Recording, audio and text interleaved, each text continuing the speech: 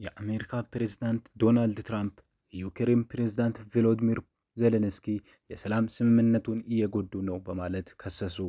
ትራምፕ ወቀሳ ያሰሙት የዩክሬኑ ፕሬዝዳንት ሀገራቸው በሩሲያ ቁጥጥር ስር ለምትገኘው ክሬሚያ እውቅና እንደማትሰጥ መናገራቸው ተከትሎ ነው።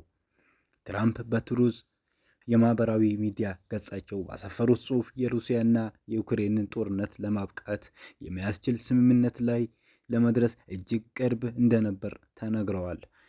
ነገር ግን ዜሌንስኪ የአሜሪካን የስምምነት ነጥቦች አለመቀበላቸው ጦርነቱን ከማራዘም በቀር ምንም አያደርግም ብለዋል። ከዚህ አስቀድሞ የአሜሪካው ምክትል ፕሬዝዳንት ጄዲ ቫንስ የግዛት መስመሮችን ባሉበት አሁን ላይ በሚገኙበት አቅራቢያ ማቆም ሲሉ ዋሽንግተን ለስምምነቱ ያላትን እቅድ አመላክተው ነበር። ዩክሬን ሩሲያ እንደ አውሮፓውያን አቆጣጠር በ2014 በህገ ወጥ መንገድ ቆርጣ የወሰደቻትን እና በደቡባዊ የባህር ሰርጥ አካባቢ የምትገኘውን ክሬሚያን አሳልፋ እንደማትሰጥ ለረጅም ጊዜ ስትናገር ቆይታለች። ምክትል ፕሬዝዳንቱ ቫንስ ስምምነቱ ዩክሬንና ሩሲያ አሁን ላይ የሚቆጣጠሩትን ግዛት በተወሰነ መልኩ እንዲሰጡ የሚያደርግ እንደሆነም ገልጸዋል። የትራምፕ አስተዳደር እስካሁን ድረስ በስምምነቱ የትኞቹ መሬቶች እንደሚሰጡ በዝርዝር አላሳወቁም። ትራምፕ አስተዳደራቸው ሩሲያ በክሬሚያ ላይ ላላት ሉዓላዊነት እውቅና ይሰጥ እንደሆነ በዋይት ሃውስ ከተገኙ ጋዜጠኞች ለቀረበላቸው ጥያቄ የሚፈልጉት ጦርነቱ ሲቋጭ መመልከት ብቻ እንደሆነ ተናግረዋል።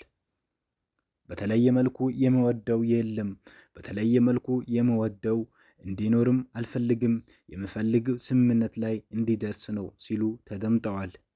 ሩሲያ በህገወጥ መንገድ ለተቆጣጠረችው ክሬሚያ እውቅና የመስጠትን እቅድ መቀበል ዜሌንስኪ በፖለቲካዊ መንገድ የማይቻል ነገር ነው፣ ከዚህም በላይ ድንበሮች በኃይል መቀየር የለባቸውም የሚለውን ዓለም አቀፋዊ የድህረ ጦርነት አሰራርን የሚቃረን ነው።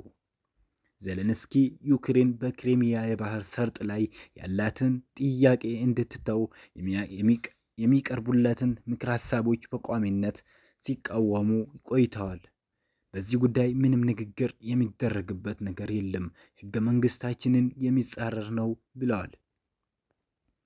ረቡዕ ምሽት ሩሲያ በተለያዩ የዩክሬን ግዛቶች ላይ የሚሳይል እና ድሮን ጥቃት መፈጸሟን ዩክሬን አሳውቃለች። የዋና ከተማዋ ኪየቭ ከንቲባ ቪታሊ ክሊችኮቭ 2 ሰዎች እንደተገደሉ እንዲሁም ህፃናትና ነፍሰ ጡር ሴትን ጨምሮ 54 ሰዎች እንደተጎዱ ተናግረዋል። የድሮን